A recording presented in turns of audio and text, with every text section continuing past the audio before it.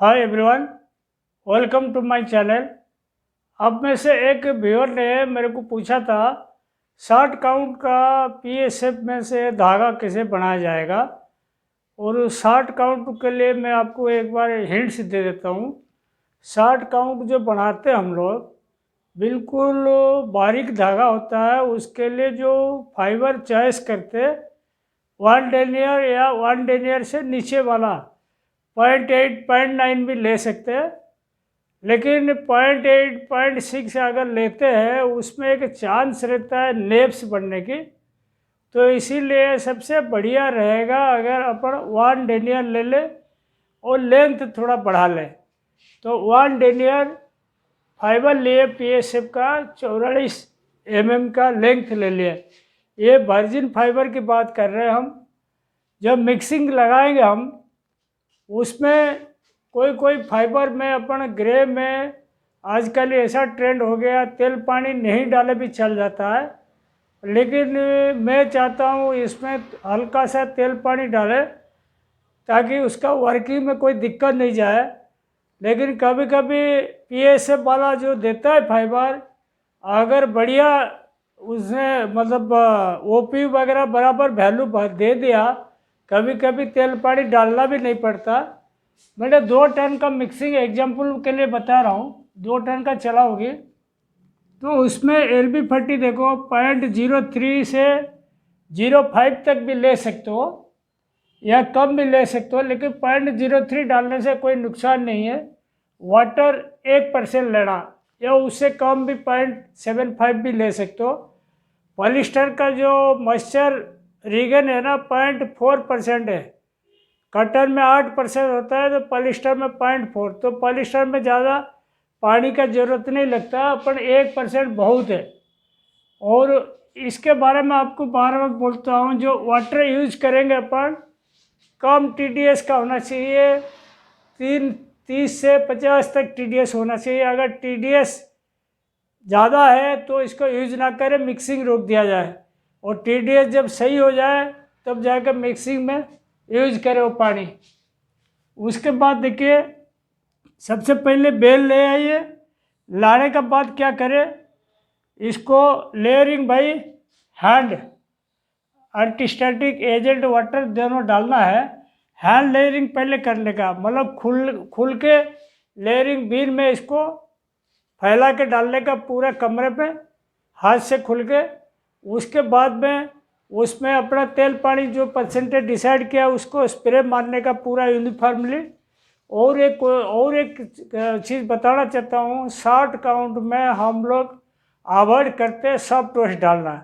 अगर short count का कोई वेस्ट निकलता भी है, सॉफ्ट वेस्ट है, इसको 20 काउंट 30 काउंट में डाल दीजिए, लेकिन सॉफ्ट वेस्ट नहीं डालना। शॉर्ट काउंट का जो धागा है प्रीमियम धागा बोलते हैं इसको, बढ़िया धागा में जाता है, उसमें क्वालिटी ख़राब हो जाता है वेस्ट डालने से।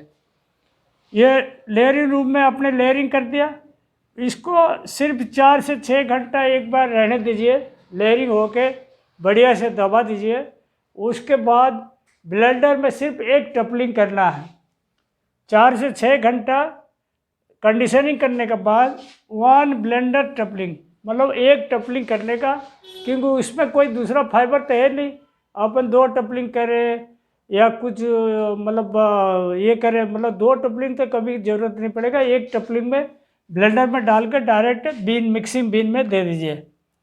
उसके बाद देखिए, ब्लो रूम का जो बिटर स्पीड है, MBO बिटर का स्पीड 750 रखिए, यूनिमिक्स का बिटर का स्पीड 700, और BFO बिटर या CVT3 CVT4 जो बोलते हो ये 600 से 650 RPM तक रखिए।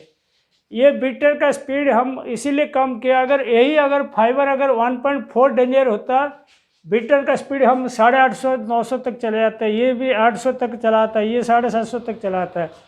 बिटर स्पीड इसीलिए कम रखते, 1 डेनियर फाइबर लेते हैं ना, पूरा कॉटन जैसा नाजुक रहता है, उसमें अपन बीटिंग ज़्यादा ज़रूरत नहीं, कॉटन तो है नहीं, कचरा है, साफ़ करनी है, तो इसीलिए अपन कम रखते हैं। और कार्डिंग का देखिए, कार्डिंग का भी सिलेंडर स्पीड अपन 360 से 450 तक पकड़े हुए। 360 से 450 के अंदर बढ़िया रहता है, कोई दिक्कत नहीं। और लिकरेन स्पीड 850 पकड़े हुए, डिलीवरी स्पीड 130 एमपीएम पकड़े हुए। इसमें शॉर्ट काउंट में नेब्स बढ़ने का चांस ज़्यादा रहता है, इसलिए अपन डिलीवरी स्पीड कम रखें। डिलीवरी स्पीड कम रखें, उल्टा आप स्पीड थोड़ा बढ़ा कर ले सकते हो, मतलब रैपिंग हल्का ले सकते हो, लेकिन डिलीवरी स्पीड वही उतना ही रहने देना 130 है। फ्लैट स्पीड अपन लिए 240 mm। फ्लैट स्पीड बिल्कुल मिनिमम कर रखे, ज़्यादा नेब्स का झंझट है नहीं इसमें, फ्लैट स्पीड कम रखने का। और रैपिंग अपन रखे 0.170। और जो फ्लैट गेज करेंगे ना, फ्लैट गेज करने का 8 8 8 10 10 ऐसे ही गेज करने का। एक कटन जैसा रहता है, इसीलिए कटन का गेज इसको प्रीफर करेगा।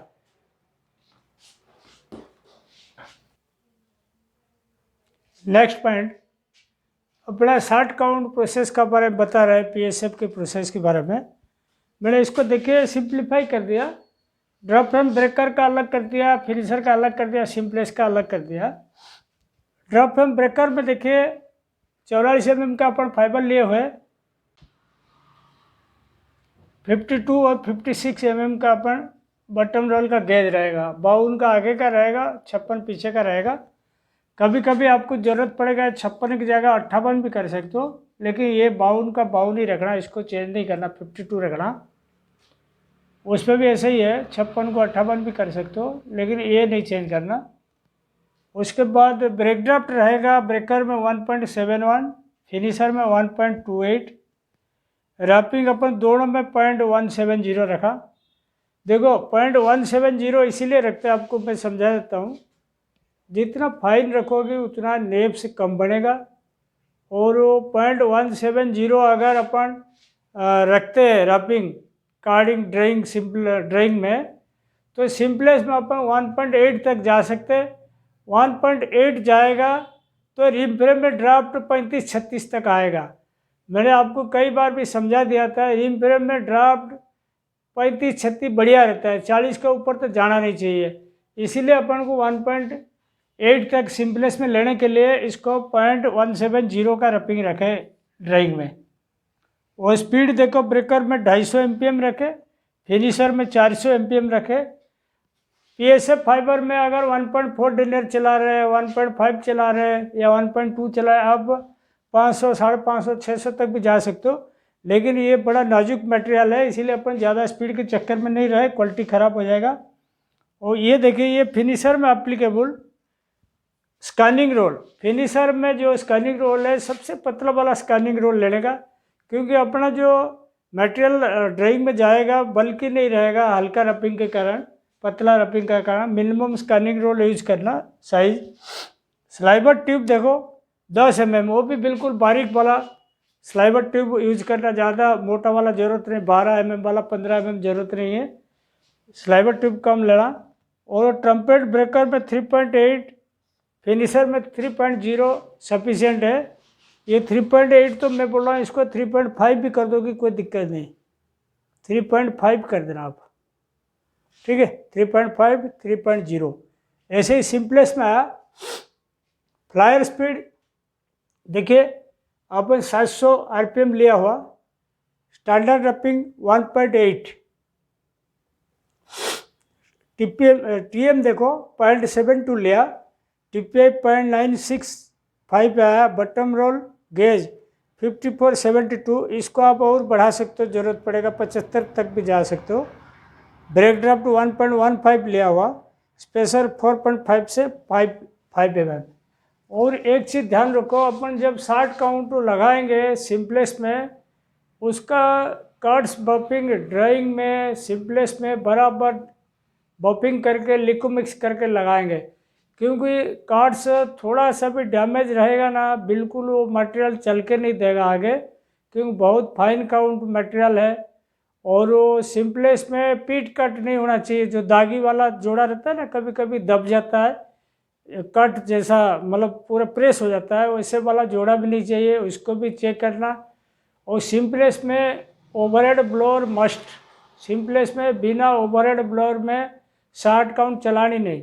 और सिंपलेस में कारीगर को लकड़ी दे के उसका रोलर नेक वगैरह बढ़िया से ऐसे ऐसे सफाई करनी पड़ेगी बार बार, और हर 4 घंटे में ड्राफ्टिंग जोन तो सफाई करनी बढ़िया से। सिंपलेक्स का बिल्कुल परफेक्ट सफाई चाहिए। उसके बाद में देखिए ये सिंपलेक्स तक हो गया आपकी। सिंपलेक्स में 60 काउंट में पूरा भारी भारी ड्रॉप मत दीजिए, उसका 50 से 60-70% तक का ड्रॉप साइज लीजिए, क्योंकि भारी ड्रॉप लेंगे तो खुलने में टाइम लगता है, लॉट फाइनल में लेट होता है। ड्रॉप साइज हल्का लेने का, ड्रॉप साइज 50 से 60% तक लेने का, ज़्यादा भारी ड्रॉप नहीं लेने का।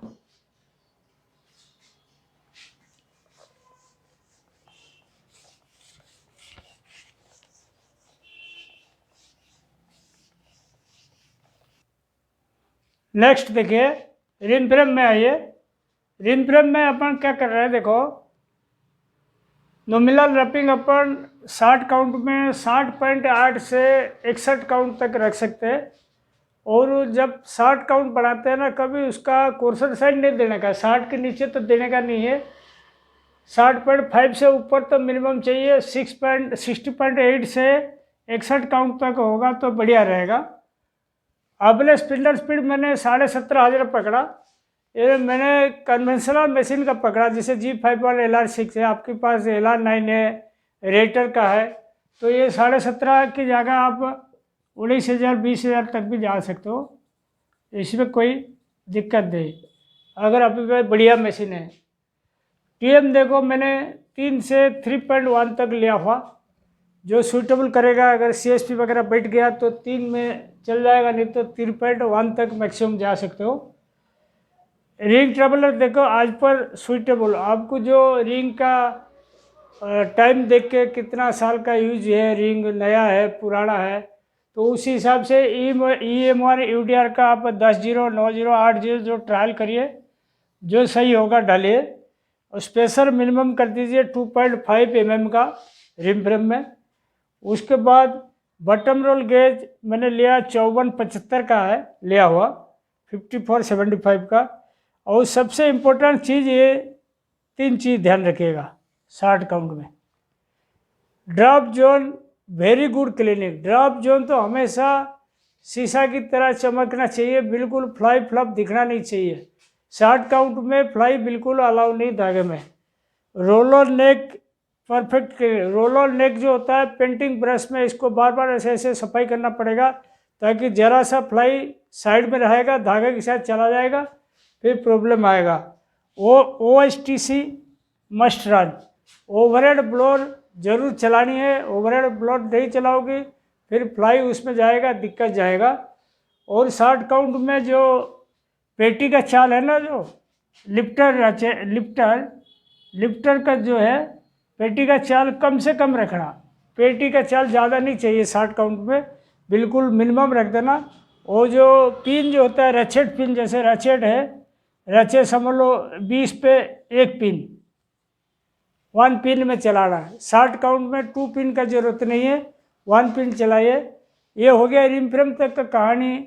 उसके बाद देखिए ऑटो कॉर्नर में बिल्कुल कम स्पीड चलाना। 60 काउंट अगर चला रहे हो आप 1100 से 1200 MPM तक चलाना।